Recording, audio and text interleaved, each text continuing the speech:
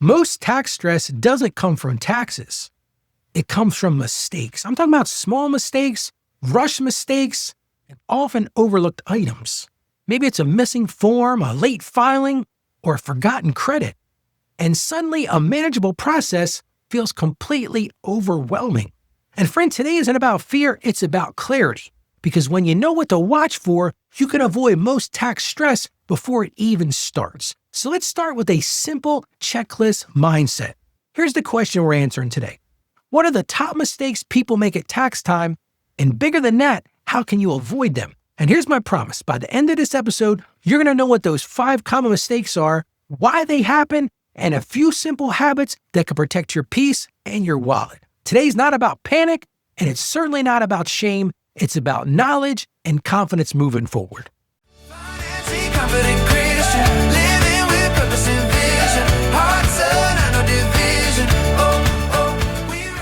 Here's a question I hear way too often. Ralph, why do people usually mess up when it comes to taxes? Or how do I make sure I don't miss something important? And these two questions are huge questions because most tax problems aren't about their income, they're about the details. I'm in a detail business. So if you've ever thought, I hope I did this right, guess what?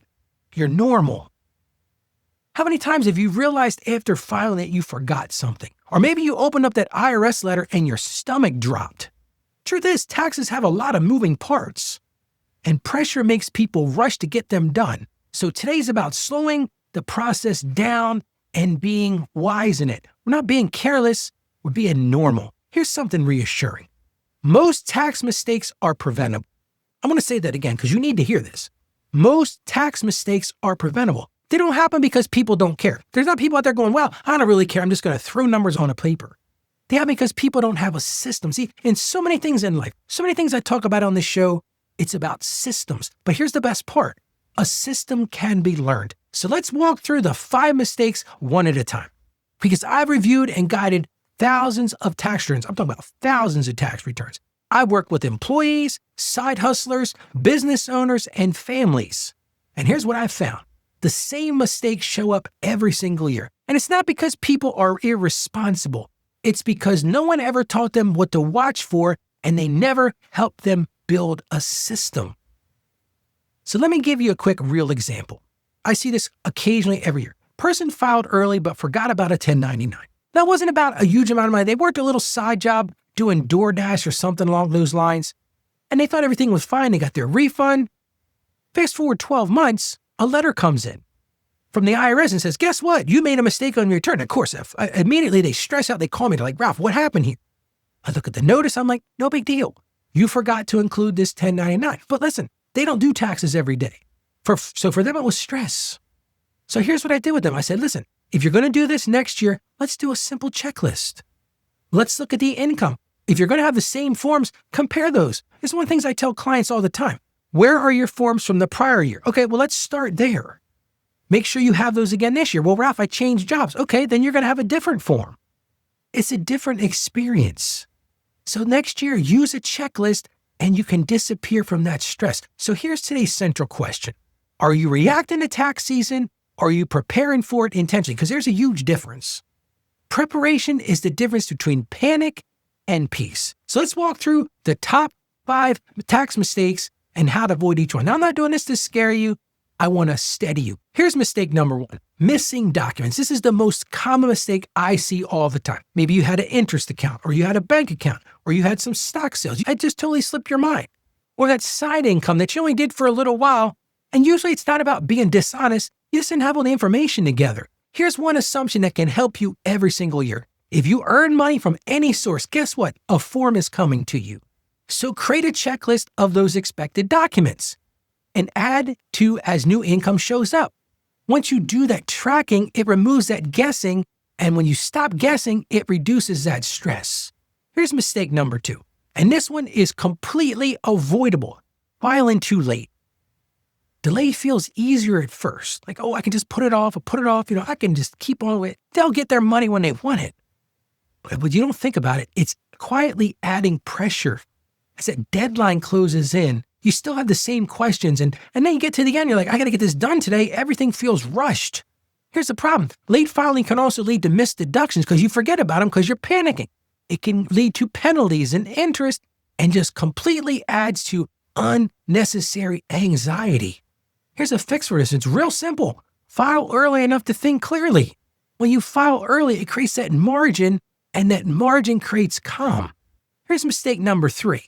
Entering your information incorrectly. Now this, again, usually comes from rushing. A mistyped number, a wrong digit. You'd be shocked how many people I know that spell their name wrong on their tax return, or they put their social security number on. And then what happens is the forms don't match up. Those small errors can trigger delays or even those dreaded notices. So here's the fix for this. Just slow down. Compare entries to the original forms. Review it and then review it again.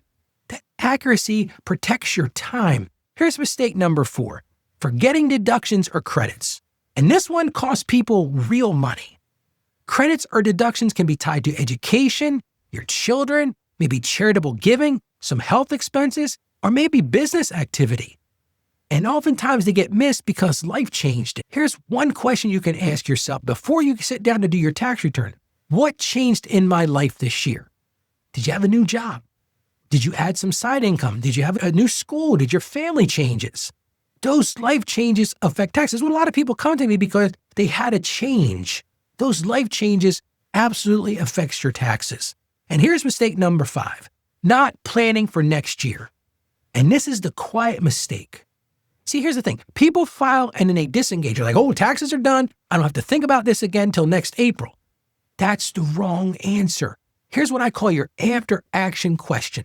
What would make this easier next year?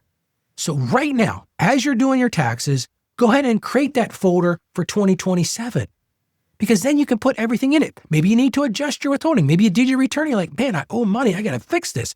Don't wait till next tax season. Fix it now. If you're a side hustle or you're doing some side income, start tracking that right now. Save those receipts as you go. Get that envelope and start putting that stuff in there. Your future you is going to be grateful for this. Well, let's move to our Bible verse. It comes to us from Proverbs 19:2. It says, desire without knowledge is not good. How much more will hasty feet miss the way? Now you might be saying, Rob, this one is totally off the plantation. Don't make any sense. Well, it does if you think about it.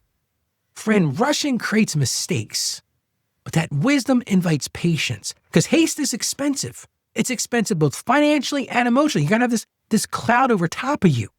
And patience looks like checklists and reviews and making sure it's all ready because calm is a strategy. It's not a personality trait. You don't have to be a personally calm person to have a strategy. And that wisdom invites patience. So here's your simple step for today. I want you to make a tax checklist. Every form you expect to receive, whether that's W-2 forms, 1099 forms, interest statements, everything tied to income. All you got to do is go get your tax return from last year, find all the forms and start making a list. Well, I had a W-2, I had a 1099. Make that list. This is what I do. I'm a professional. I've been doing this for 30 years. This is what we do. We compare last year with this year. Check them off as they arrive because that one habit prevents more mistakes than almost anything else you can do. Let's pray together. Lord, just thank you for wisdom that helps us avoid unnecessary mistakes. Guide us diligently to be thorough, Lord, and give us patience to slow down and clarity as we prepare. Help us approach taxes with integrity and confidence. And we ask this in Jesus' name. Amen. Friend, let me say this plainly. If money's been weighing on your heart, there's another path available to you. I wrote a book. It's called How to Become a Financially Confident Christian. And this is my assembly of 30 years of working with people just like you. It's all about peace and clarity and rebuilding trust with God around your finances. It's not some lecture. It's an invitation to just one step at a time. And you can find the book at financiallyconfidentchristian.com/becoming. Again, that's financiallyconfidentchristian.com/becoming. Go get the book today. Friend, mistakes don't have to define you anymore. Preparation protects you. And with the right habits, tax season can truly feel manageable and even feel calm. Because you're learning, you're growing, and you're doing better than you think. Now, tomorrow we're going to simplify another big topic. A lot of people get stuck on this, and that is the question of deductions versus credits. What do they really mean? Well, I'm going to break it down and make it simple for you. That's what I'm going to do on tomorrow's show. And if today's show helped you, I want you to share with somebody who tends to rush during taxes. If you know those procrastinators, send this show to them because this will help them. Because this show is not about financial shame. It's about walking in wisdom, staying steady, and truly becoming a financially confident Christian. So God bless you, my friend, and join us again tomorrow as we talk more taxes, deductions versus credits. Have a great day today. Financially confident Christian.